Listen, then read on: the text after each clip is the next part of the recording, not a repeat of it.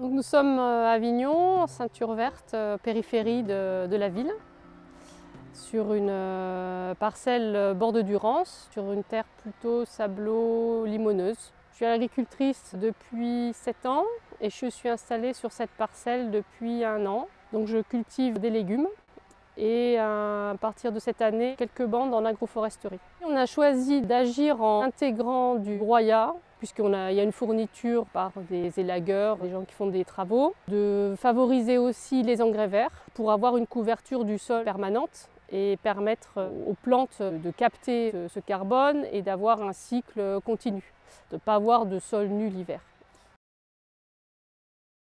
L'idée, c'est aussi de favoriser l'augmentation de matière organique dans ce sol pour favoriser la fertilité du sol et améliorer bien sûr le rendement des légumes, mais également jouer ce rôle de stockage de la matière organique et donc de carbone.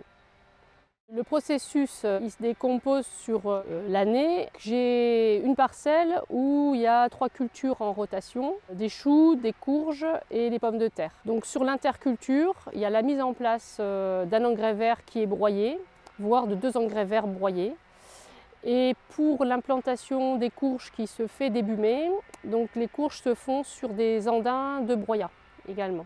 Là je parle de broyat de déchets verts.